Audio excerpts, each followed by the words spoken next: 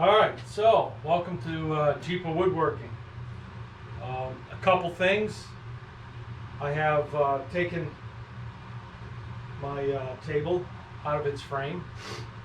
I have cleaned up the caulking as best I could. Cleaned it up, vacuumed it.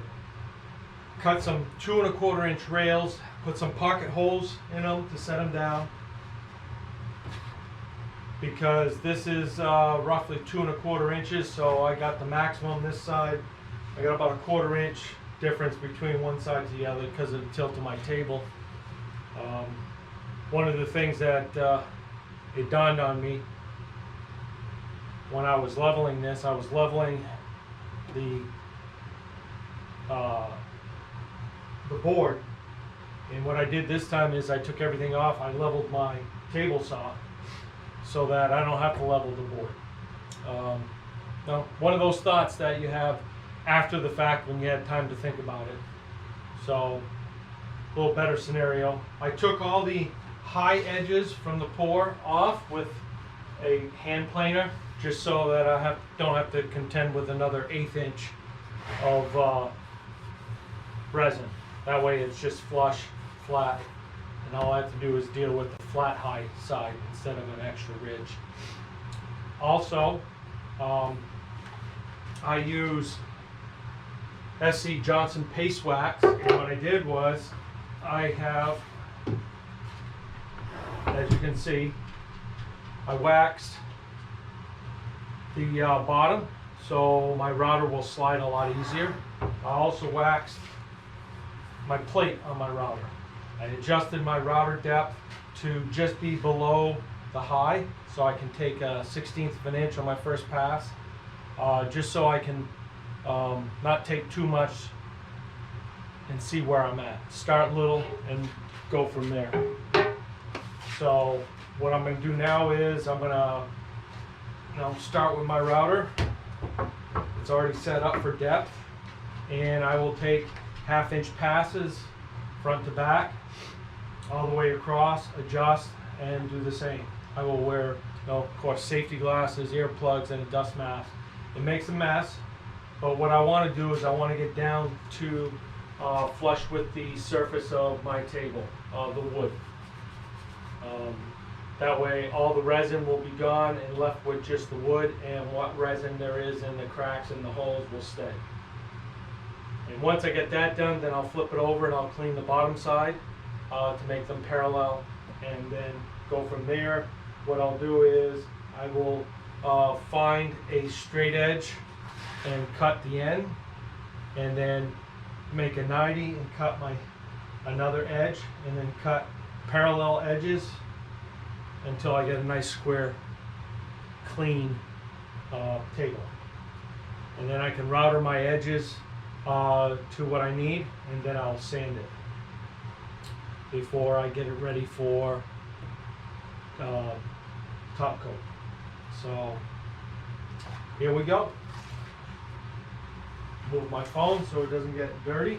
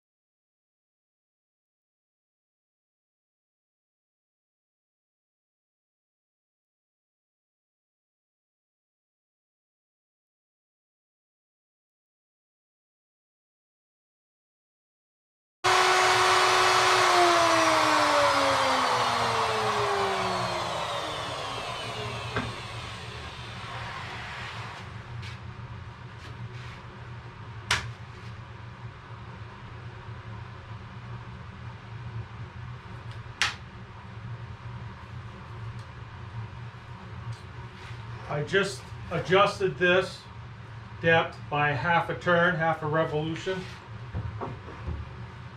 just to take small passes, small depth cuts. I only went a little ways because now I'm not hitting anything. So my next pass I'll take more, which will bring me out further until I get lower and closer and more even. And at some point everything will be being trimmed.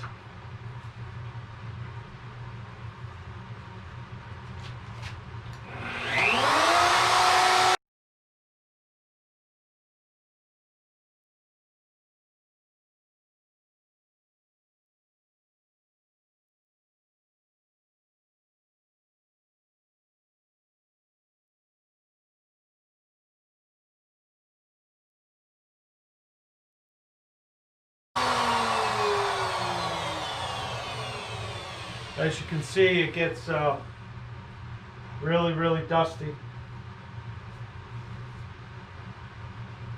A lot of white dust. I'm taking a ½ inch pass forward and then back in the same spot before I move it. And I will do that for the whole piece. I'm going to turn the camera off now just so it doesn't get so dusty and bore you with repetitiveness. Alright, so I got this side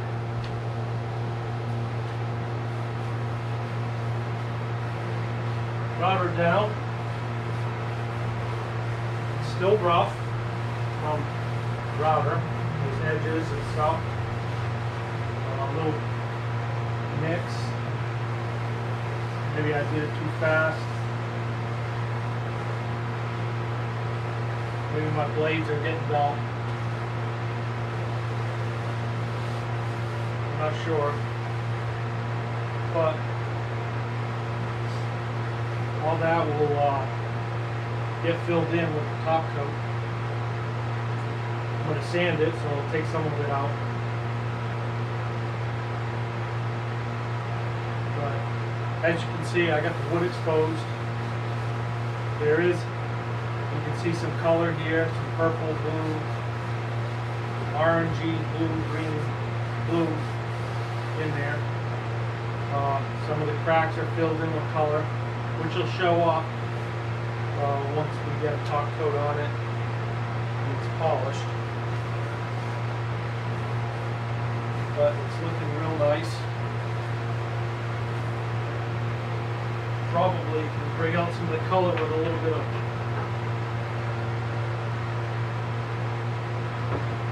alcohol. But so just give you an idea. It's going to look real sharp. So my next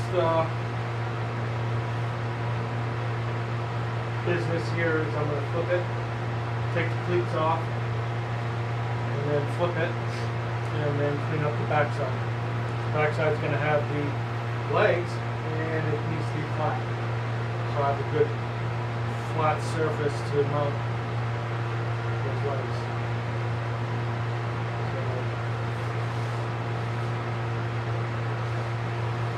Yep, it's looking good. We're getting there.